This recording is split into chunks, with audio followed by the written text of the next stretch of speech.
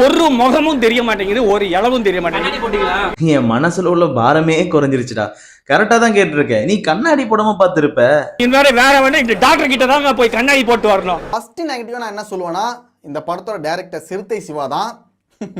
அவர் இந்த படத்துல இல்லாம இருந்தாலே இந்த படம் நல்லா இருந்திருக்கும் போல.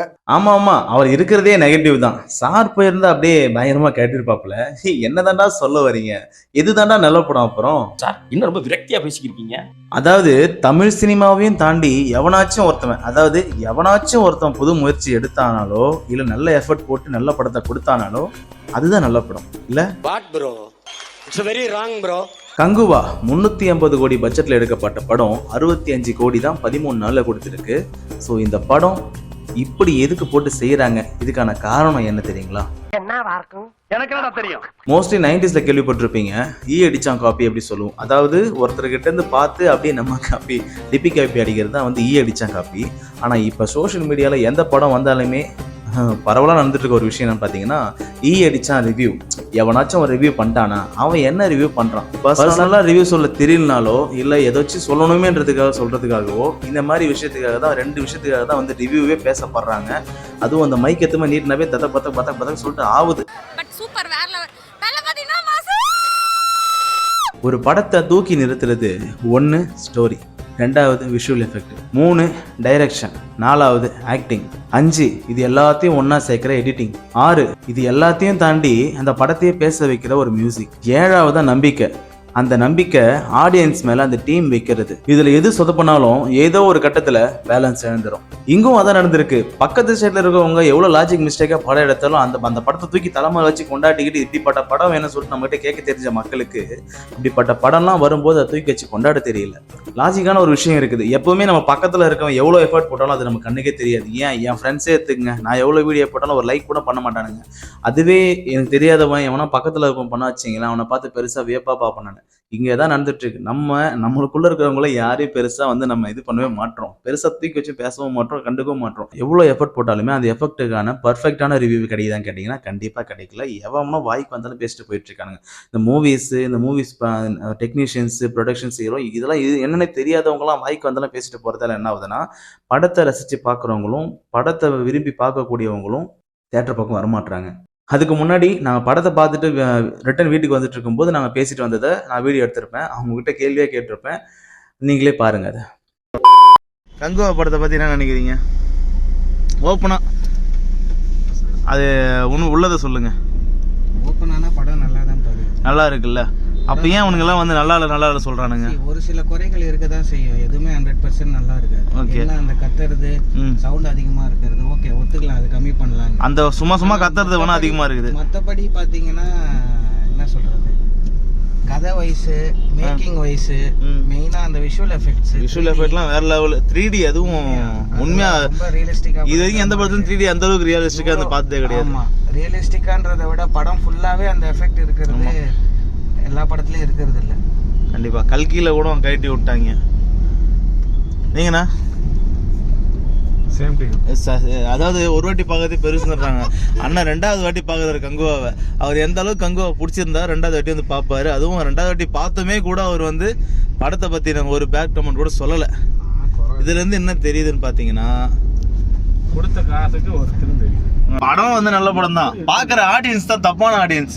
இதே படத்தை வந்து தெலுங்குக்காரனோ இல்ல தெலுங்கு மூவி எடுத்திருந்தாலோ இல்ல கர்நாடகா எடுத்திருந்தாலோ, யார் இந்தி மூவில எடுத்திருந்தாலும் கூட தூக்கி தலைமையில வச்சு கொண்டாடி, அதாவது நடிகர்கள் சொல்றேன், யஷ் அப்புறமேட்டுக்கு இந்த பாகுபலி நடிச்ச ஹீரோஸ், இந்த மாதிரி ஹீரோஸ் எல்லாம் வந்து நடிச்சாங்கன்னா ஆஹா ஓஹோ பலசாலி அப்படி சொல்லிட்டு பாகுபலி தூக்கி வச்சு தலைமையில வச்சு கொண்டாடுவாங்க. ஆனா நம்மளால யாராச்சும் நினைச்சாச்சிங்களேன், நம்மளால சப்போர்ட் பண்ண மாட்டாங்க. ஒரு 2 வருஷம் போனதுக்கு அப்புறம் நல்ல படத்தை நம்மளும் இழந்துட்டுமே சொல்லுவாங்க. அப்படிப்பட்ட ஆடியன்ஸ் தான் நம்ம கிட்ட இருக்காங்க. அதாவது நம்ம படத்தை அவனுக்கு கண்டுக்கவே மாட்டானுங்க, ஆனா அடுத்தவன் படத்துல நம்ம தலைமுறை கொஞ்சம் வச்சு கொண்டாடுவோம், நம்ம படத்தை நம்ம விட்டுருவோம். இதான் விஷயம். என்னன்னா கரெக்டா சொன்னா, படத்தை பார்த்த வரைக்கும் ஓப்பனா சொல்ல போனா நல்ல படம் தான். செகண்டுக்கு கொடுத்த லீடு கூட சூப்பராக இருந்துச்சு. நல்ல ஒரு விஷுவல் எஃபெக்ட். அண்ணன் சொன்ன மாதிரி 3Dலாம் உண்மையாக மிரட்டி விட்டாங்க, நல்லா தான் இருந்துச்சு. எதையுமே குறை சொல்கிற அளவுக்கு இல்லை. படத்தை பார்த்துட்டு எவனாச்சும் நல்லா இல்லை சொன்னான்னா எவன் பேச்சுமே கேட்காம போய் தேட்டரில் பார்த்து நீங்களே தெரிஞ்சுக்கங்க. ஏன்னா இப்போ வரது ஃபுல்லாக வந்து நெகட்டிவாகவே சொல்லி ஒரு படத்தை காலி பண்ண தான் பார்க்குறாங்க. ஸோ அதனால் வந்து என்னதான் சிவான்றவரை யாருக்கும் அவர் இதுக்கு முன்னாடி எடுத்து வச்ச படம்லாம் நிறைய கோளாறாக இருந்தாலும் கூட இந்த படத்துக்கு நிறைய எஃபர்ட் போட்டிருக்காங்கன்றது நல்லாவே தெரியுது. ஸோ அதுக்காக வச்சு இந்த படத்தை நீங்கள் கண்டிப்பாக போய் பார்க்கலாம். நல்ல படத்தை விட்டுறக்கூடாது, அவங்க போட்ட எஃபெக்டை நம்ம வந்து கெடுத்துடக்கூடாது. ஸோ இதான் நம்மளோட பாயிண்ட் ஆஃப் வியூ. எடுத்துட்டானுங்க சும்மா, அதாவது எவனா ஒருத்தன் சொல்லிட்டா போதும் அப்படியே நல்லா இல்லை. அதாவது நம்ம ஆளுனா ஆட்டு கூட்டணா அதை விட்டு சொன்ன பார்த்தீங்களா, ஒருத்தவங்க நல்லா இல்லைன்னா சொல்லிட்டு எல்லாமே தலையாட்டுவானுங்க. அதே எவனா ஒருத்தன் நல்லா இருக்குன்னு சொல்லிட்டு ரிவ்யூ போட்டான்னு வச்சிங்களேன், பார்க்குற ரிவ்யூ பார்த்தா எல்லாருமே முடிவு பண்ணுறோம் படத்தையே. அது அவன் பார்த்தாலும் அது அந்த ரிவ்யூ பார்த்துட்டு போய் பார்த்தா வச்சிங்களேன் ஒன்றுமே அவனுக்கு மண்டல ஏறாது. அவன் இப்படி சொல்லிட்டான் நல்லா இல்லை அப்படிதான் தோணும். அதனாலே எந்த கரும்பத்துக்கும் நான் ரிவ்யூவே பார்க்கறது கிடையாது. ஏன்னா எவனும் சொல்கிறது அந்த 100% உண்மையும் கிடையாது. ஏதாச்சும் அடிச்சு விட்டு போயினே இருக்கணும் வியூஸுக்காக. ஸோ அதனால் வந்து எதையும் நம்பக்கூடாது. இது நல்ல படம் தான், யாரு போய் பார்த்தா தானே தெரியும். சும்மா ட்ரோலு மீமன் பார்த்துட்டு முக்கால்வாசி பேர் இந்த அப்படிதான் இருந்தது. இப்போ நீ பார்க்க போய் தான் சரி ஓகே நல்லா தான் இருக்கு, நம்மளே தான் நினச்சிட்டு இருந்தோம் கூட சரி ஓகே பார்க்கலான்னு தோணுது. ஆனால் நான் எந்த ரிவ்யூவும் பார்க்கவே இல்லை இன்னும் கூட. ஆனால் வந்து நிறைய பேர் இந்த இப்போ கலாய்க்கிறானு பார்த்தீங்களா ட்ரோலு, நம்மளே அதை பண்ணாலும் கூட ட்ரோல் பண்ணுறதை பார்த்து நம்மளுக்கும் அது பண்ணணுன்ற எய்ம் தான் வருது.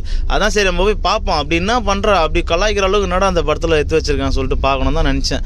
ஆனால் உண்மையாக சொல்ல போனால் அவனுங்க ஏன் பண்ணுறானுங்க, எந்த கார்பரேட் கைக்கூலிகள் என்று சத்தியமாக தெரியல எனக்கு. ஏதோ பண்ணுறானுங்க நல்லா தெரியுது. வர படத்தெல்லாம் அடிச்சு காலி பண்ணுறானுங்க, யாரை காப்பாற்றுறதுக்கு இப்பெல்லாம் காலி பண்ணுறானுன்னு தெரிய மாட்டேது. தான் என்னங்கண்ணா உண்மையான திரைப்பட விமர்சகர்கள் குறைஞ்சிக்கிட்டாங்க. சும்மா வாய்க்கு வந்ததை அடிச்சு காலி பண்ணி விட்டு நல்லா வியூஸ் வந்தால் போதும்னு நினச்சி பண்ணுறவங்களுக்கு நல்ல வாய்ப்புக்கு இதெல்லாம்.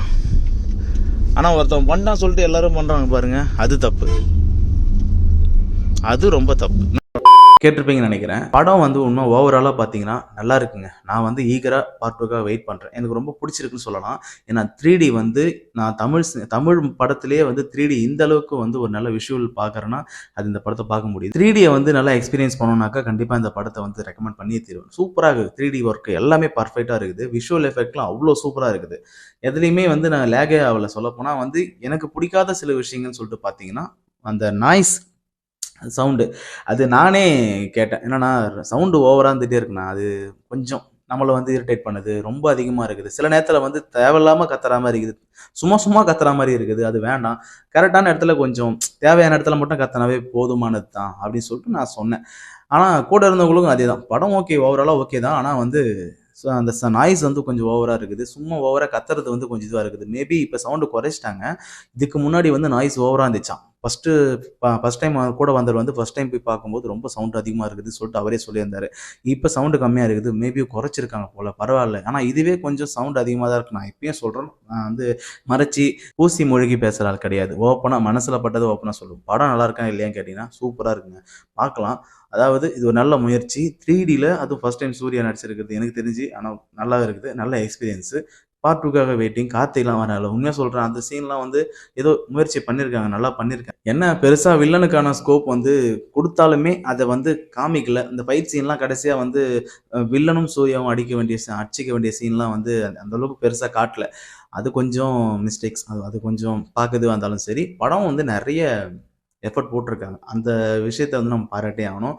அதாவது பக்கத்தில் இருக்கிறவங்க தட்டை பார்த்து ருசி கண்டுட்டாங்க ஆளுங்க. அதனால் வந்து தான் தட்டில் எங்கள் வீட்டிலே வந்து சாம்பார் சாதம் அப்படின்லாம் வச்சுட்ருப்பாங்க. எங்கள் வீட்டு பக்கத்தில் வந்து கருவாட்டு குழம்பு அதெல்லாம் வைப்பாங்க. அதெல்லாம் பார்த்துட்டு அவங்ககிட்டே போயிட்டு, வீட்டில் நான் பிறக்காமல் போயிட்டேன், எங்கள் வீட்டில் சும்மா சாம்பார் காரக்குழம்பு சிக்கன் இதுதான் வைக்கிறாங்கடா, அவங்க வீட்டில் வாசனை அப்படி இது டேஸ்ட் அப்படி இது சொல்லுவேன்.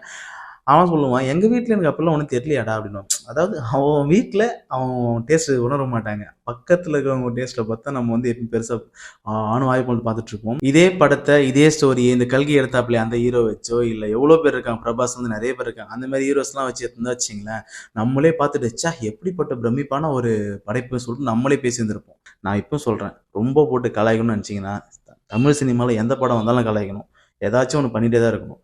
நல்லா இருந்துச்சுன்னா நல்லா இருக்குன்னு சொல்லுங்கள், நல்லா இல்லையா நல்லா இல்லைன்னு சொல்லிட்டு போங்க. இதுதான் எப்போவுமே நல்லது. முக்கியமாக ஒன்றே ஒன்று சொல்லிக்கிறேன், படத்தை முடிச்சுட்டு வெளியே வரும்போது மைக் யாராச்சும் நிட்டுனாக்கா உனக்கு பேச தெரியலனா மூட்டு கிளம்பிடு. இல்லை எனக்கு தெரியாது, ஒன் டைம் வாட்சிங் பரவாயில்ல, நல்லா கூட இல்லை சொல்லிட்டு போயிடு. இந்த பைத்தியம் எல்லாம் பண்ணுகாது. அதாவது நீ இது ட்ரெண்டிங் ஆகிறதுக்காக பண்ணுறேன்றது வந்து உன்னோட உன்னோட தனிப்பட்ட ஒரு இதுக்காக அந்த படத்தையே ஊற்றி மூடுற மாதிரி இது. நீ பண்ணுற கொடுக்குற ஒரு ரிவ்யூவால் நீ ட்ரெண்டிங் ஆகிட்டு போயிட்டே இருப்ப, அடுத்த ரிவ்யூ கொடுத்துட்டு போயிட்டே இருப்ப. ஆனால் அந்த படம் அதுக்கு போட்ட முதல்லாம் வந்து ஒன்றுமே இல்லாமல் போயிடும். ஸோ அதனால் வந்து நீ ட்ரெண்ட் பண்ணோன்னாக்கா பைத்தியம் மாதிரி வெளியே உள்ளே போகிறதுக்கு முன்னாடி பைத்தியம் மாதிரி பண்ணு கற்று இல்லை ஏதாச்சும் பண்ணி கூட ட்ரெண்டிங் ஆகிட்டு போ. ஒரு படத்தை வச்சு மொக்க பண்ணி நீ ட்ரெண்டிங் ஆகும்னு நினைக்காத, அதெல்லாம் பாவம். ரிவ்யூ கொடுக்க தெரிஞ்சா கொடுங்கடா. சும்மா உட்காந்து அந்த வியூவர்ஸ் இருக்காங்க, ஃபாலோவர்ஸ் இருக்காங்க, அதுக்காக உட்காந்து நான் வந்து சீட்டை தைக்கிறேன்ட்டு பண்ணுறதெல்லாம் வேணாம். நல்லா இருந்தால் நல்லா இருக்குன்னு சொல்லு, இல்லையா உனக்கு தெரியலன்னு சொல்லிட்டு அடுத்த கண்டென்ட் நவ பண்ணிட்டு போயிட்டே இரு. இந்த ரீல்ஸ் ட்ரோல் சீரியல் ட்ரோல் பண்ணிட்டு போயிட்டே இரு. தேவையில்லாமல் உட்காந்துங்கன்னு உங்ககிட்ட வியூஸ் இருக்காங்க சொல்லிட்டு ஓவராக பண்ணிருக்காது. அதை உன்னால் நிறைய பேர் படத்துக்கு போய் பார்க்காம இருந்திருப்பாங்க, அது உனக்கே தெரிஞ்சிருக்காது. உங்ககிட்ட ஒரு 1 மில்லியன் வியூஸ் பார்த்துருக்காங்கன்னா அதில் பாதி பேர் வந்து படத்தை பார்க்காம HD பிரிண்ட் வரட்டும் பார்த்துட்டு நினச்சிட்டு இருப்பாங்க. ஏன் செலவு பண்ணணும், எதுக்காக போகணும்னு நினச்சிருப்பாங்க. இதெல்லாம் யாரோட பாவம் சொல்லு பார்க்கலாம். நம்ம தடுக்கிறோம், போகிற ஆடியன்ஸை தடுக்கிறோம். அது ஃபஸ்ட்டு புரிஞ்சிக்கோ, தடுக்கக்கூடாது.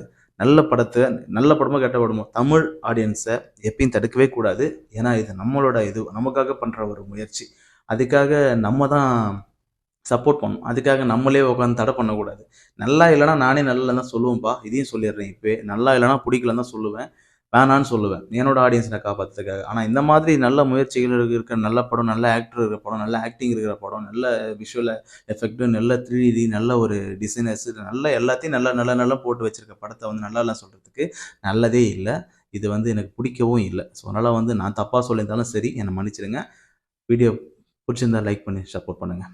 இது கூட பிடிச்சிருந்தா சப்போர்ட் பண்ணுங்கள், இல்லைனா பரவாயில்ல வேணாம். நெக்ஸ்ட் வீடியோ பார்க்குறேன். Bye, thank you. ரிவ்யூ பண்ணுறது பிடிச்சிருந்தா சொல்லுங்கப்பா. எனக்கு இதெல்லாம் அவ்வளோ பண்ண தெரியாது, ஆனால் மனசில் பட்டதை நேர்மையாக சொல்லுவேன். நான் தொடர்ந்து பண்ணால் நல்லா பண்ணுவேன். என் வீடியோஸ்லாம் போய் பாருங்கள், என்டர்டைன்மெண்ட்டாக பண்ணுவேன். ஆனால் இன்றைக்கி நான் இப்படி பண்ணுறதுக்கு காரணம், இதெல்லாம் உட்காந்து எடிட் பண்ணி வாரத்துக்கு கடைசியில் கொடுத்து எனக்கு விருப்பம் இல்லை. உண்மையை ஓப்பனாக சொல்லணும். அது வந்து சிம்பிளாக சொன்னாலும் மக்கள் புரிஞ்சுப்பாங்கன்றதுக்காக தான் இப்படி சொல்கிறேன். So love you all, take care, bye. அது ஏற்கனவே சொல்லியிருக்கேன், தரம் தாழ்ந்த விமர்சனங்களுக்கு வந்து எதிர்வினை ஆற்ற வேண்டாம்னு சொல்லியிருக்கேன் நான். Definitely don't react to it and don't give that license also for somebody to upset.